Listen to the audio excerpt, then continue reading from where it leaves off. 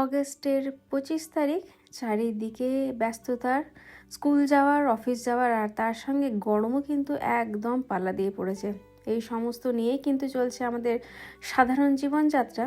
তবে ব্লগটা শুরু করার আগে আমি অনিন্দিতা আপনাদের সবাইকে লিভিং মাই আমেরিকান ড্রিমের নতুন আর একটা ব্লগে স্বাগত জানাই। কত রাতে জাগবি না তুই?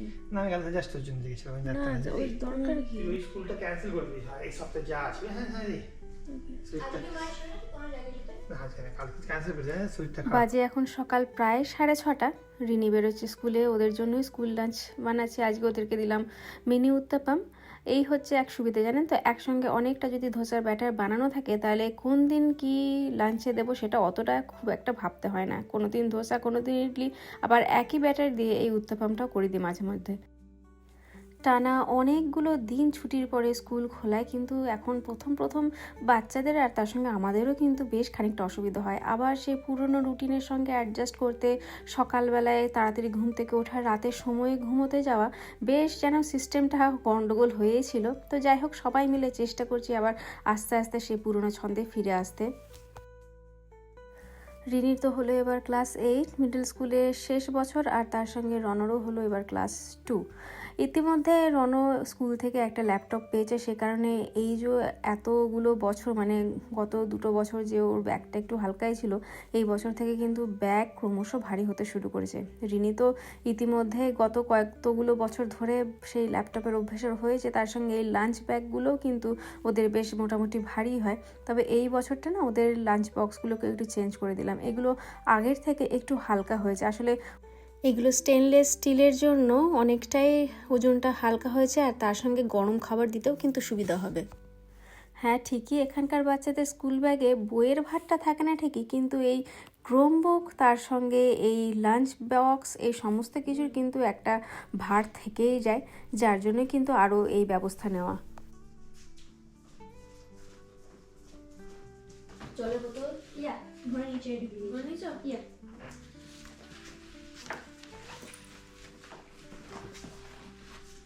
এটাতে পারবি খুলতে? এমনি করে ঠেলে খুলবি, আসার পরে এটাকে ফিক্স করবো। একে একে দুজনকে স্কুলে বাসে চাপিয়ে দেওয়া হয়ে গেছে, এবার বাইরে বেরিয়েছি একটু। আর আপনাদেরকে একটা জিনিস দেখায় দাঁড়ান। আগেই বললাম ব্লগের শুরুতে যে হুস্টন এখন প্রচণ্ড গরম পড়েছে। গরম তো মানে এতটাই পড়েছে যে এখন হিট বার্নিং চলছে রীতিমতন। মোটামুটি 100 ফারেনহাইটের ওপরেই থাকছে, কখনো কখনো সেটা 110 ফারেনহাইটও হয়ে যাচ্ছে। কিন্তু তারই মধ্যে এক অদ্ভুত রকমের প্রবলেম এখানে শুরু হয়েছে, জানেন। এই চারিদিকে আকাশে বাতাসে উড়ে বেড়াচ্ছে এক ধরনের পোকা, যেগুলো এখানে লাভ বাগ বলে। জোড়ায় জোড়ায় ঘুরে বেড়াচ্ছে, 4-5 দিন ঘোরে নাকি এরকমই, আর তারপরে আফটার রিপ্রোডাকশন তারা নাকি মারা যায়। মাত্র 4-5 দিনের জন্য নাকি তাদের এইরকম আয়ু হয়। তো চারিদিকে যখনই বাইরে বেরোচ্ছি, গাছে যাচ্ছি ফুল তুলতে, চারিদিকে ঘুরে বেড়াচ্ছে, এমনকি গায়েও এসে বসছে। তবে একটাই রক্ষে, এখনো পর্যন্ত কামড়টা খায়নি। আসলে এই পোকাগুলো নাকি অদ্ভুত নেশা, ওরা নাকি ভালো গন্ধ শুকলে তার দিকে আকৃষ্ট হয়। সত্যি তুই না একবার ফুলটার সাইজ দেখ, হ্যাঁ ফুলটার সাইজটা একবার দেখ, কোনটা? হ্যাঁ ফুলটার সাইজ দেখ একবার। হ্যাঁ এইটাই তো এগুলো আসছে ওই হামিং বার্ড গুলো। হ্যাঁ আমি এটাতে বসছে, এটাতে বসে দেখ বা লাভ বাগ ছিল ওখানে। ওকে, কি সাইজটা হয়েছে একবার দেখ। আমি এই ইয়েলো ফ্লাওয়ারটা সংরক্ষণ করবো। হ্যাঁ এই কালারটা খুব একটা পাওয়া যায় না দেখতে। দরজাটা খুলে বাইরে বেরোলেই এই দরজার ফাঁক দিয়ে ঢুকে যাচ্ছে, মানে এখন এই বাইরে বেরোনোরই মুশকিল হয়ে যাচ্ছে। কিন্তু আমাকে যেতে হবে, আর এখন ঠাকুরের ফুল তুলতে হবে। তো চলুন, বেশ অনেক ফুল হয়েছে, সেগুলো তুলে আনি।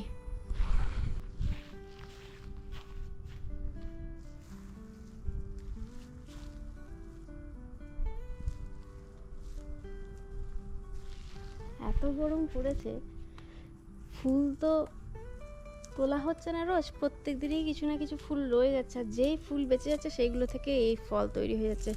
আর এই ফল তৈরি হওয়া মানে হচ্ছে গাছের পরে নষ্ট হয়ে যাবে। আমার দরকার নেই এতগুলো পরের, কয়েকটা প্রত্যেক বছরই রাখি 4-5টা, যেগুলো থেকে পরবর্তীকালে আবার গাছ লাগাই।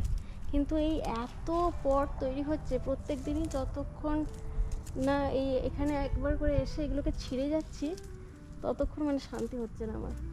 গরম বেড়েছে, সাথে বেড়েছে ফল আর ফুলেরও ফলন, আর তার সঙ্গে কিন্তু বেড়েছে এই পোকামাকড়ের আক্রমণও।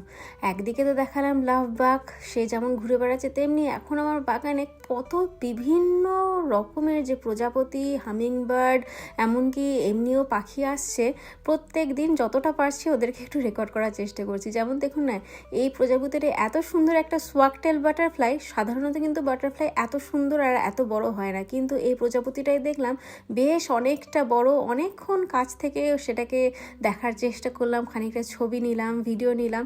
সত্যি বাচ্চাকে নিয়ে যদি এরকম বাগানে খানিকক্ষণ ঘুরে বেড়ানো যায়, কত টাইপের যে পোকামাকড় দেখানো যায়। আর শুধু প্রজাপতি নয়, বোলতা, মৌমাছি, এমনকি আরেক ধরনের পোকা যেটাকে এখানে লিফ ফুটেড বাগ বলছে, সেটাও কিন্তু আমার বাগানে এসে প্রচুর ক্ষয়ক্ষতি চালাচ্ছে। তবে আমি কিন্তু এবার খুব একটা মায়াদয়া করছি না গাছের ফলের প্রতি, কারণ এবার যে এই পরিমাণে লাউ, ঝিঙে হয়েছে আমার, তাই মনে হচ্ছে যে দু একটাতে যদি ওরাও ভাগ বসায় খায় অসুবিধা নেই। কারণ আমরা সত্যি বলতে একা খেয়ে আর উঠতে পারছি না, পাড়ার প্রতিবেশীকে দিয়েও শেষ করতে পারছি না। না, চলুন এবার বাড়িতে ঢুকতে হবে। তবে তার আগে এই দরজা পরিষ্কার করে ঢুকতে হবে, কারণ এখনই যেইমাত্র দরজাটা খুলবো এক ঝাঁক পোকা কিন্তু এখন বাড়ির ভেতরে ঢুকবে। আর ওই যে বলতে বলতেই দেখুন হামিংবার্ড কিন্তু এসে বসে আছে। সাধারণত এত শান্ত কিন্তু সে নয়, যখন ফুলের ওপর বসে একদম কিন্তু এক জায়গায় থাকতে চায় না, কিন্তু জানি না হঠাৎ এই তারের উপর যে বসেছে, মনে হচ্ছে ওই অনেকক্ষণ ধরে লক্ষ্য করছে যে পোকাগুলো আটকে রয়েছে সেগুলোর দিকে। মনে হচ্ছে যেন কতক্ষণে গিয়ে সেই পোকাগুলোকে এবার খাবে।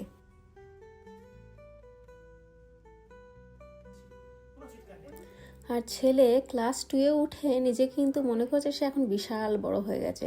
তাই এখন বাড়িতে স্ট্রিক্ট ইনস্ট্রাকশন দেওয়া হয়েছে ওকে যেন কেউ বাস স্টপে নিতে না যায়। ও নাকি ওর বন্ধু বান্ধবের সঙ্গে হেঁটে হেঁটে আসবে। ভাবুন একবার, বাইরে একদম অজ্ঞান করার মতন গরম, কিন্তু বন্ধুত্বের জন্য ও কিন্তু ওর ওই গরমটাও স্যাক্রিফাইস করে হাঁটতে হাঁটতে আসছে। জানি না কতদিন এরকম চলবে। ছেলেরা মনে হয় একটু এরকমই হয়, তাই না? যত বড় হয় তত ওদের দুঃসাহসিকতা বাড়তে থাকে। অথচ দেখুন ট্রিনি, ও কিন্তু যত বড় হচ্ছে এখন একটু চায় যদি বাবা গিয়ে বাসে করে মানে ওকে বাস স্টপ থেকে নিয়ে আসে, খানিকটা হয়তো রোদের হাত থেকে বাঁচে। কিন্তু ছেলে মাত্রই তাই, একা একা সব কিছু করবো, এটাই এখন চলছে ওদের। আর পাশের বাড়ির বন্ধুকে পেয়েছে, কারণ এই বছর সে নতুন স্কুল যাওয়া আরম্ভ করেছে। একই স্কুল, একই পাশাপাশি বাড়ি, এখন আর ওকে দেখে কে? এখন প্রত্যেক দিন এই 4 জনের একটা গ্রুপ বানিয়ে, একজন কিন্ডার গার্ডেন, 2 জন ক্লাস 1 আর ও ক্লাস 2, এই 4 জন মিলে প্রত্যেক দিন কিন্তু আসে। কি বলছো? হ্যাঁ করেছে। হ্যাঁ রে আন, তুই রোদের মতো দাঁড়িয়েছিলি বাবা? না দাঁড়িয়েও না, বাইরে ভেতরে ওয়েট করবে বেটা। আমি জানি তুই আমাকে বললি গ্যারেজটা খুলতে, কিন্তু আমি যতক্ষণ না খুলছি তুই ভেতরে থাকবি বাবা। প্রচন্ড গরম বাইরে, হিট ওয়ার্নিং চলছে বাবা। কি খুঁজছো বলো?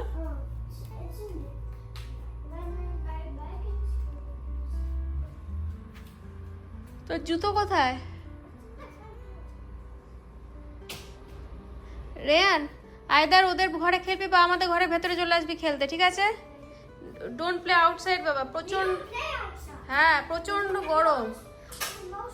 আমি গ্যারেজে দাঁড়িয়ে থাকতে পারছি না, মনে হচ্ছে এক্ষুনি হয়ে যাবো, ফেন্ট হয়ে যাবো। স্কুল থেকে এসে কোনো রকমে ব্যাগটা নামিয়ে হাত ধুয়ে খেয়ে আবার সাথে সাথে কিন্তু ছোটা বন্ধুর বাড়িতে। এরকম ছোটবেলা সত্যি আমরাও হয়তো পাইনি যেটা এখন ওরা পেয়েছে। আর এটাই হচ্ছে একরকম নেবারহুডে থাকার লাভ বলতে পারেন, যে আশেপাশে যেহেতু ওই একই বয়সী বাচ্চারা রয়েছে, তাই এখন ওদের বিকেলবেলাগুলো কিন্তু ভীষণ ভালো কাটে ওই বাইরে খেলে। আর বাইরের সন্ধ্যাটা দেখুন কি অপূর্ব লাগছে আজকে। না, আজকের মতন তাহলে ব্লগটাকে এখানেই শেষ করলাম। আপনাদের সবার সঙ্গে আবার খুব তাড়াতাড়ি দেখা হচ্ছে। ততক্ষণের জন্য সবাই খুব ভালো থাকবেন আর সুস্থ থাকবেন।